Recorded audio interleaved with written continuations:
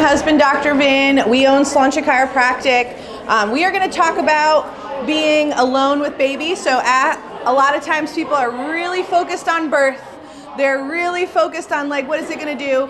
Everybody's super stoked that the baby's here, and then they all leave. And then mom and dad are alone in the house with the baby, and they don't, and really, who prepared you for this, right?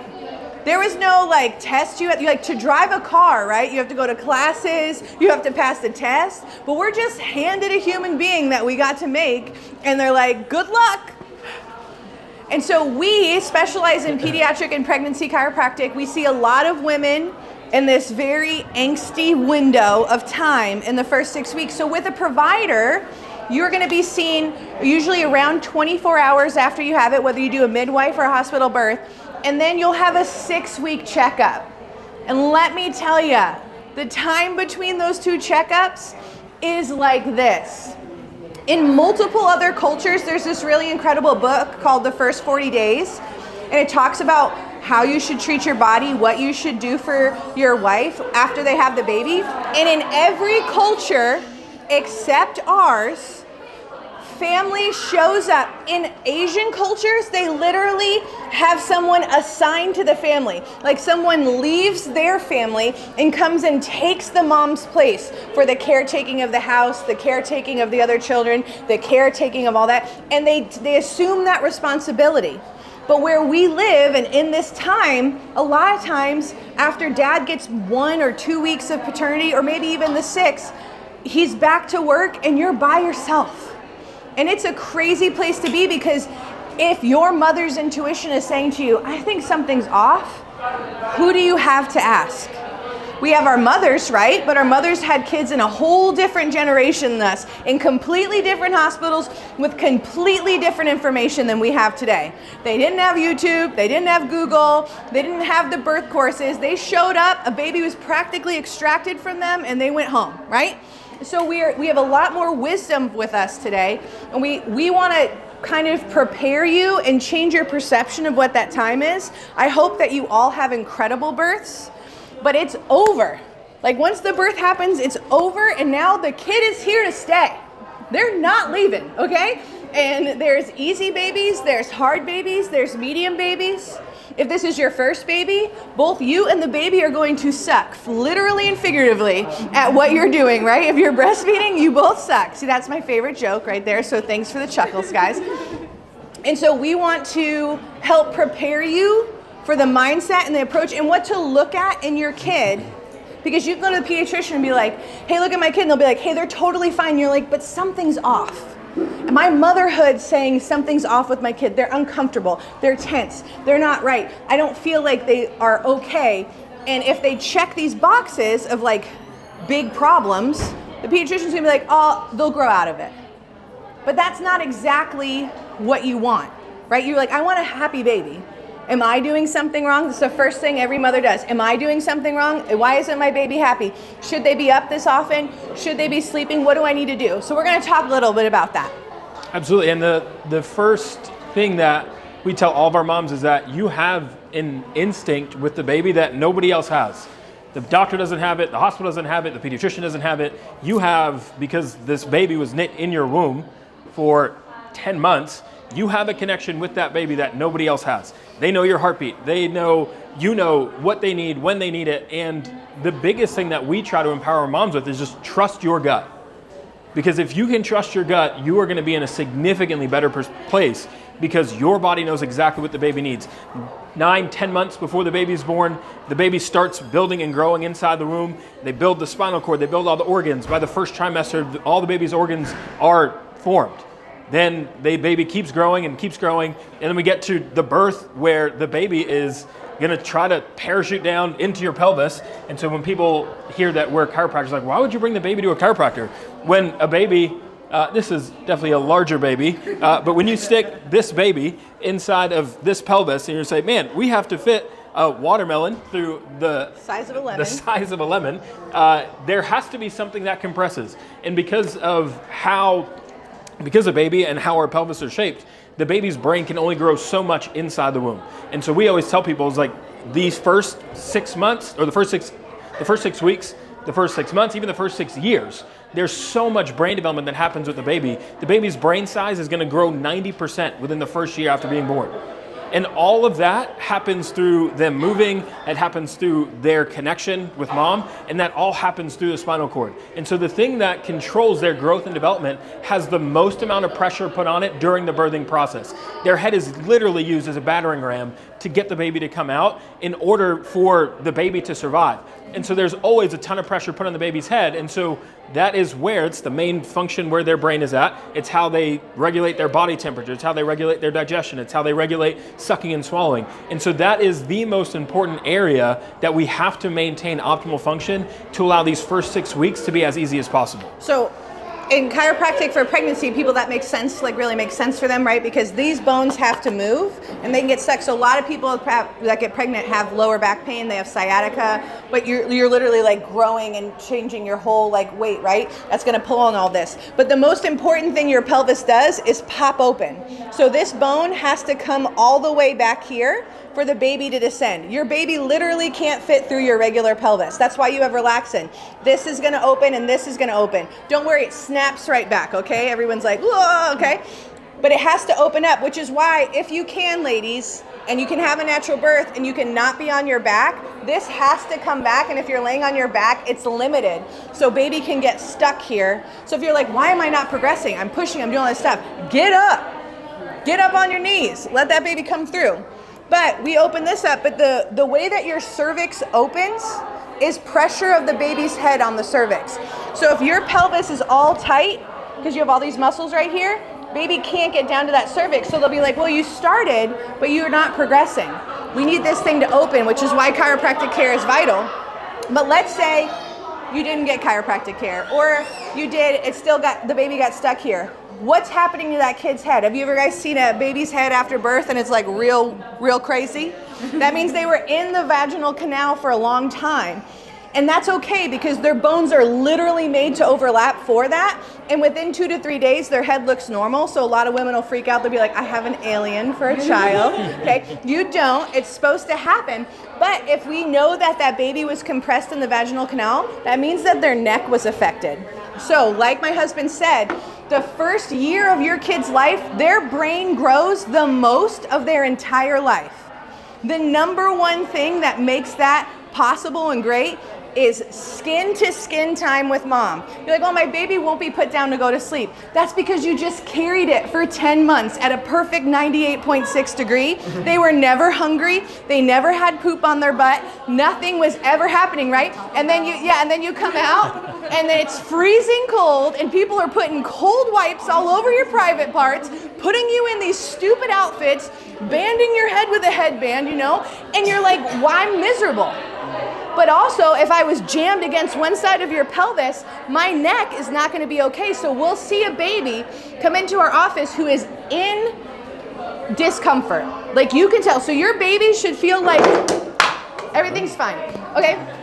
Your baby should feel like a bendy potato. Okay? You should have a lump. Your baby should just...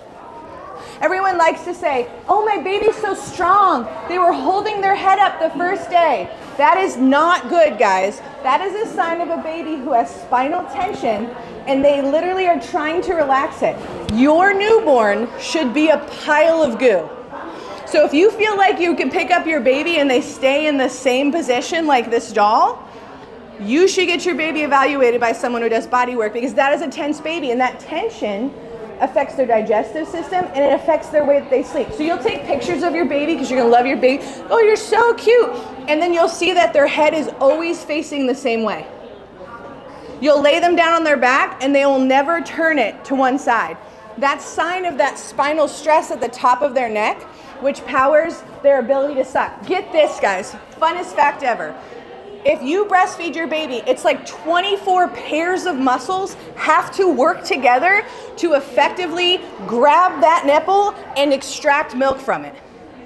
If your baby is a lazy latcher, if they sleep through it, if it hurts you, everyone will say none of that is normal, but then they don't really give you a solution. The solution is your baby needs help. So my husband evaluates these babies, and his baby whispering power is that he helps kids latch. Because if you can breastfeed your child for the first year, you are insulating them, their immune system, you are helping shape their mouth, their dental palate. Like, you will pay less for dental braces if you can breastfeed. Nobody understands that. The boob fills the mouth and sets this whole thing, which also sets where their ear tubes are, which is why how many kids have ear infections? A lot of time they didn't get a chance to breastfeed, so their mouth didn't get to set the tone. All of this is connected. It's wild, guys, what we do. But everyone's like, I'm just gonna have a baby, I'm gonna go home, and we're gonna figure this out. But if it's not figuring out, get a team of people. We always say, people love to get a nursery.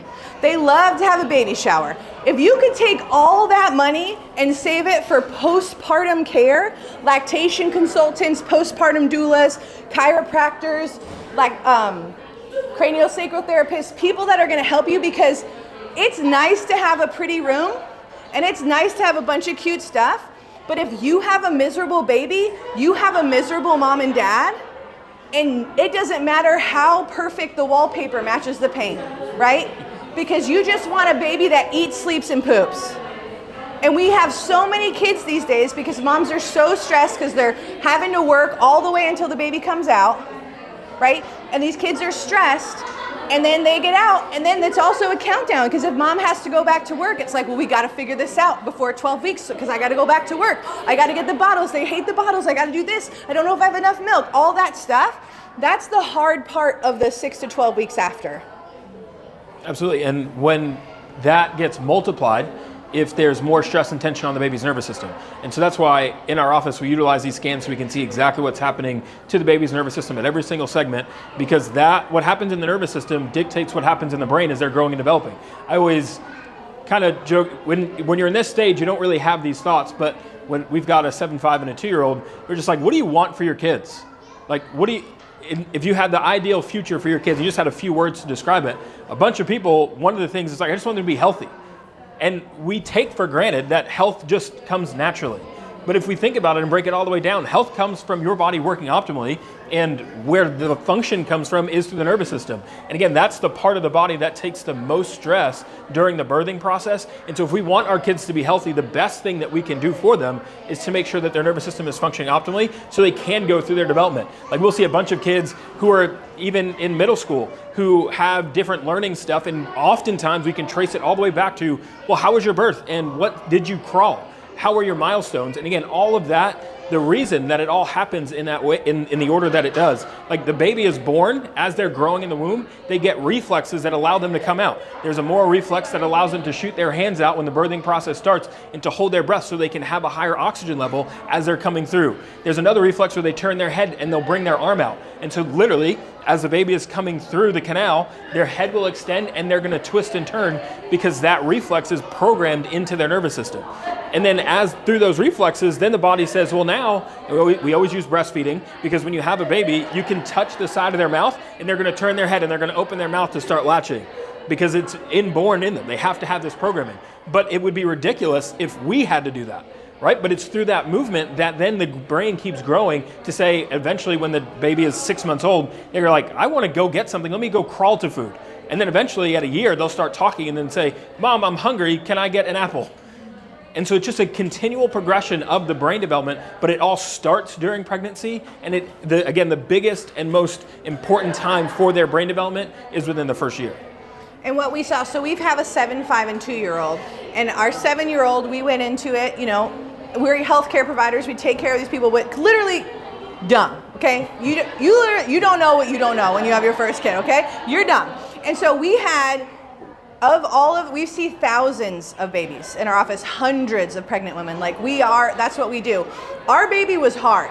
We had a hard baby. He woke up every 45 minutes. He spit up everything. He was super tense. He was hard. My husband would drive the car around just to because he loved to be in the car. So there's kids that hate the car, there's kids that love the car. I pray for all of you, you get a kid that loves the car, okay? And if they hate the car, you also might want to see a chiropractor, because that can help, because if the car hurts them because they're so tense, then a chiropractic can help. There also are just some babies who hate the car. So Try it all. So he loves the car. So my husband is driving at 1 o'clock in the morning till the baby falls asleep. He would park wherever the baby fell asleep, sleep on the steering wheel for 45 minutes like clockwork. He would wake up, he would drive again. He would do that 2 times and then bring him back to me to nurse, which was terrible. It was the hardest thing I've ever done in my life. And then he would throw up his food, and then I would have a 3-hour shift of walking with him to get him to sleep so he could sleep. And that was our first kid. If we were having kids based on how the first kid went, we would have 1 kid, okay? But we're committed to our family, what we want for it, and so we have our second kid. But the reason that Vincent was so tense is that we had opened our practice and gotten married, and our life was full. It was stressful. And so as I carried him, it was stressful. So he was stressed out. And then my mom passed away 7 weeks after he was born. So I was super stressed. So I'm like the regulator, right? But I am not regulated, okay? And so he had a hard start. But then my husband, as he learned more pediatric stuff, figured out what he needed, got him adjusted. And for the first time in his life, he slept through the night at 15 months old. That's not normal, guys. 15 months old, we should be sleeping more, okay? Then we had our second daughter, angel baby. Perfect, right? Because we learned a lot. So I was chill, okay? I was taking care of me. I stopped working, like I was doing the stuff that I needed to do. And so she was perfect. Like you could set her down and she would just fall asleep, which is a unicorn baby, guys. That was a gift from the Lord. And then we have our third daughter who's medium. She's medium. She's pretty easy. She can be hard. She has her things. She was the one who hated the car seat. I had 2 car lovers, 1 car hater. But every kid is different and unique. And we walk through all of these things going like, the thing, we can only control what we can control, right? And we can control ourselves. We really can't control the birth process. We can educate ourselves, right? We just participate. We're like, all right, here we go. Because a lot of people are like, birth is so hard. I'm like, well, it is hard. It's hard work, but it's over. It's like gonna be done. Like, it's not like your period where it like sucks and all you get is dirty underwear. You get a baby at the end. So that's pretty cool. But the easiest your baby has ever been was in your stomach. Once they come out, we got work to do. So the more that you can move, let your baby move, lay them on a blanket, not wrap them down so they're like stuck inside. Everybody loves to like disable their baby. They're like, just stay still. And they're like, oh, they like that. But they need to move to have their brain grow. They want to be worn because you regulate their temperature, you regulate their mood, you regulate their heartbeat. If you make eye contact with your baby, within 1 second, your heartbeats align. They know, they're like, it's like my baby knows when I leave the room because their heart is aligned with yours. So when you walk away, they're like, whoa, whoa, whoa, whoa, whoa, whoa, whoa. What's going on? And so if mom's not okay, right? This is why we see so many moms in the first 6 weeks because they're not seeing people that are making sure mom is okay. Postpartum anxiety, depression, and rage are at an all-time high, okay? We've got moms with big nutrient deficiencies because they just gave everything to this beautiful child and they're not okay. And if we've seen some moms who are like, hey, what's going on with you? And we've been able to intervene in that time because once the baby leaves your body, everyone stops asking you how you are, stops opening the door for you, stops making sure you're okay, and it's like, oh, how's the baby? And at Cilantro Chiropractic, we are very passionate about how is mom, because we know baby's gonna be all right if mom is all right. You are more important than you know. Like you're like, yeah, I'm a mom, I'm important. You are the breath of fresh air your baby needs. You are everything. And if we can make you okay by calming down your nervous system, by making you feel equipped to deal with your baby, right? Because that's the other thing is we wrote a book called You Had a Baby, Now What? Because literally every time people are like, I just don't know what to do. Why did the baby not have an instruction manual? We're like, true that. Let's write one, okay? Because you're just trusted with this life and you're gonna do a great job if you listen to your intuition and not to Instagram or TikTok and not to a pediatrician that doesn't care about your values, right? That's just checking you off and saying like, well, they'll grow out of it, or you're making it up, or I think you're just a really anxious mom. Like, that's not a good provider. So we would love to help you in this time, but you don't have to come to us. But we wrote a book, it's a digital book, it's $19. You can scan a code on our thing if you wanted it, but it's literally a walkthrough of like, how do I hold this thing? Literally every guy's like, Can I hold it wrong? Is this okay? We literally have a section of how you can hold your baby, because people are like, what should I do? A lot of people like to pick up their kid in a way that stresses out their neck. And so we're like, don't pick up your baby like this when they're a weeble wobble, okay? Because that's what they are. You want to scoop them. So we cover that. We talk about breastfeeding things. We talk about that. I think breastfeeding is the single hardest thing any woman could ever do. I truly do. It is a peak you can surmount, but the climb is insane. And it's really hard time 1. Time 2, you're much better at it because you are chiller, okay? You are more relaxed. You have more wisdom. But the first time, you're like holding this baby and your shoulders are earrings and you're like, why won't you latch? Why won't you relax? And you're like, well, maybe you should. Maybe you should, Mom. But you're like, I just want to feed you and it hurts so bad. But like I would latch my son and I would put him on and I would be like this because I knew it was going to hurt, which was not normal. But again, we've learned so much in 7 years that now if I had come to my husband, he would have been like, oh, here you go. And then it wouldn't hurt. Like literally moms take the baby from my husband, put him back on the boob, and they're like, wow, like instantaneous, because the baby hasn't been tight forever, right? They've just been tight, even if it's just as short as a couple of the last months since they got big. That tension can go away quickly. We're gonna wrap up. We're wrapped up. You have anything else to say? We got 5 minutes. No, I was going to talk about dads too, because okay. I feel like a lot of times moms, it comes more naturally to moms, and we're just like, what do we do? But I think the first thing, and I was just reading about this last week, but they said, because thinking about those hard times, you get home, the baby is crying, and mom finished nursing, they're clean. It's like, what do you do? And you take the baby, and the baby keeps crying. You're like, the baby doesn't want me.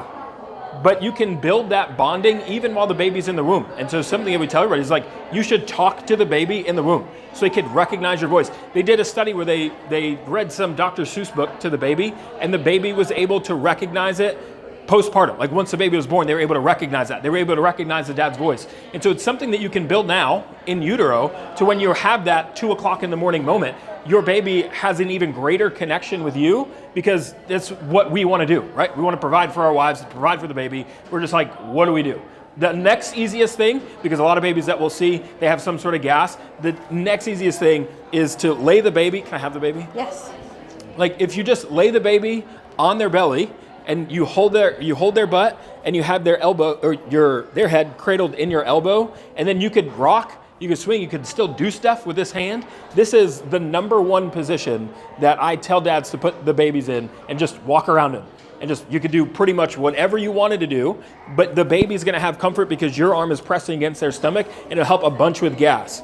The other thing. Moms, we can't do it. Our arm is not big enough. The baby is too big. I try it. You can do it the other way too. This one looks kind of more crazy, but essentially you just cradle the baby's face and then just let their legs dangle. But again, it's the pressure of your forearm against their stomach that makes them very happy. Something that, again, that you just kind of take for granted is like, I have to change this baby's diaper. Like, what does that look like? And so a lot of people, they'll just take the baby and they'll squeeze the legs and then just bend the baby up like this, and it puts a ton of pressure on the low back. They're like, well, the baby's constipated. It's like, well, all those nerves that are getting affected here go to the intestines. And so instead of doing this, the very simple change is just to roll them. If you roll them, then it takes all the pressure off the spine. You clean out the diaper, clean them up, put a new diaper underneath, and then roll them back. And then one last thing that we tell everybody, and this is kind of controversial a bit, but with burping, like especially if the baby's hard, if the baby's gassy, you're like, we got to get these burps out. Please don't slap your baby. People say, they're like, I don't slap my baby. We were at a game, and this man is hitting this baby. I was like, I'm about to intervene. Because men, you don't understand. Your hand is the size of their whole back, and they're just so wet, and they're like, I'm the best burper. I'm like, you are abusing your child. But yeah, so then you could just bounce, and as you bounce, gravity's gonna pull the milk down, the air bubble will come up, and then the baby will then burp. But if you do this over and over and over again, the baby's head is gonna do this every single time that you pat their back. And as you do that, hopefully you don't see this, but we see it all the time in the office. Again, because as the baby's coming through the birth canal, the first thing they're gonna do is their head is gonna extend back, and then their shoulders are gonna turn. So through that extension, if your baby's head, like Dr. Bridget was saying, if the baby's head is looking up and they have stress and tension through the top part of their neck, as they're nursing, they're going to take in more air. And so when they take in more air, then if it's 10 minutes later, the baby spits up, we're like, man, why is the baby spitting up? Well, if their head is in extension like that, then they're gonna be taking in more air. And I tell all of our parents this, if you guys go and get some water and put your head up and try to swallow, almost certainly you're gonna choke. And so if the baby is nursing like that, then the likelihood of them choking is gonna be very high because they're taking in so much air, they're gonna have a harder time creating a latch. And so it's just things like that. But I think again, grandmas are also big slappers, yeah. Okay? If you're a grandma in the room, don't get mad. Y'all slap. You slap. But it makes that pressure. And so what we do chiropractically is we find that tension that goes to where the esophagus meets the stomach, and we adjust that. And the baby immediately goes from here to, oh. And people are like, how did you do that? We're like wizards. We're not wizards. We're just chiropractors. But that's the kind of stuff that if this is happening, their head is the heaviest part. You know, you pick them up and they're like, whoa. Which is why you're like, whoa, God, hold the head, hold the head, hold the head. And so that is all affects that. We have 2 minutes. So if you guys want to ask us any questions, we're also going to hang out at our table for a little bit over there to answer any questions if we run out of time. But attention.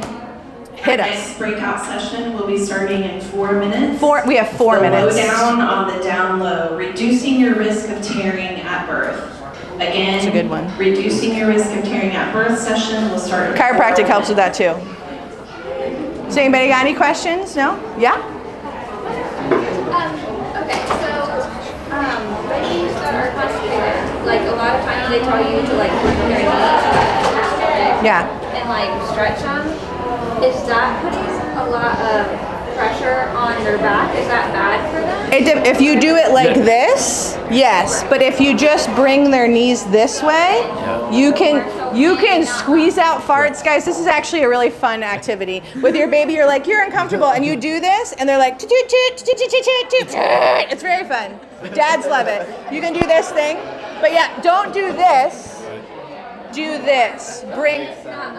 Go into the baby's belly. You don't want them, and this is a problem with car seats too, you don't want them to have a rounded back. And so with the bucket type car seat, people come all the time, they're like, the kid's just crying all the time.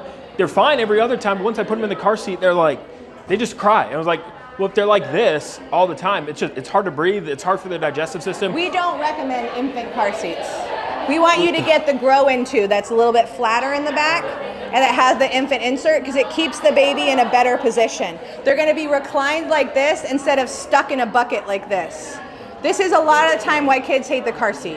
Yeah, and the number one symptom that we'll see after a long road trip with babies is that they're constipated because their back has been in that position forever, and then now the nerves are irritated that go to the large intestine. It's also more economical. Buy one car seat forever instead of multiple car seats.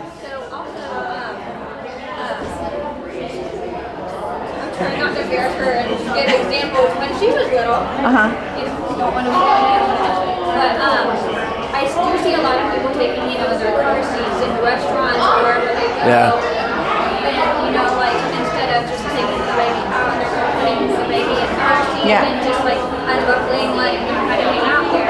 Yep. Like you said, sitting in that position for so long it's hard. Yeah, we believe in car seats, not go seats. So your car seat should stay in the car, and you should take your baby out of the car seat. Yes, even waking them up, and put them in a carrier or hold them. I think the back is one reason for that. The other one is their head. Because if their head is constantly against the surface, that's what we'll see babies with flatter heads. Because they're always in a container. Because their head is always pressing against something.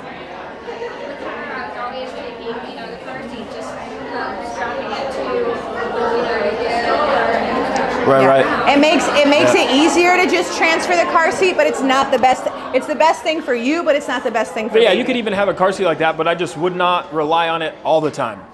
Like I would not make it a habit. Don't let your baby sleep in it for all the time. Like if you need an emergency nap and it's happening, don't panic. But if you're like, I always let my kid nap in the car seat, but I also have a tense kid, connect that. You could just have one. Yeah, you had a question. I have 2 questions. Okay. No. A little bit about the burping. So I feel like everyone tells you to do the burp. Yeah, do this. If you need to pat their butt. Pat the butt, not the back. Don't hit or the shoulder here. blade, just not the spine. Not the spine. So you can even go here, but really just pat their butt. The butt, because sometimes you're just here and you're just waiting and you want to pat because it just makes you feel comfortable. You'll even see somebody else holding their baby and you'll start doing this with them because you just are a mom.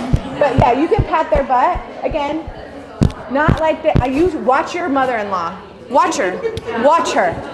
She's going to be slapping that baby and she'll be like, I'm the best at getting burps. You're like, you sure are, but I got to go to the chiropractor now.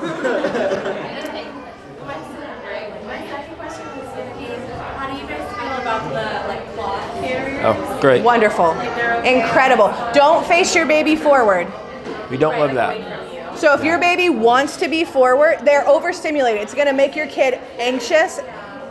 You want to wait till they're 6 months and then you can back carry them. Your baby does not want to be forward. The strollers are facing you for a reason. The carriers are facing you for a reason. They can turn their head and look, which is great for the range of motion. But if they can't not look, they want to hide themselves when they get overstimulated in a mom. And if you're facing your baby out, you're putting extreme pressure on their hips and way too much input. But you can do that once they can sit up on your back. But the baby carriers that you see, like the cloth. They're wonderful as long as the knees are up. Yeah, you have to have the right position. So, and you can Google this. What should my baby look like in a soft carrier? You want the knees above the butt. They should never dangle. Right, they should be kind of gripping. Yeah, they should be kind of like this. Yeah, there's I would tell every woman to baby wear, even dads. He actually wears our babies more because they get real frustrated because they're like pecking me like an ostrich to get milk. But he wears them skin to skin. Dad's wearing babies, very sexy. Get you your second baby, okay? Thanks, everybody.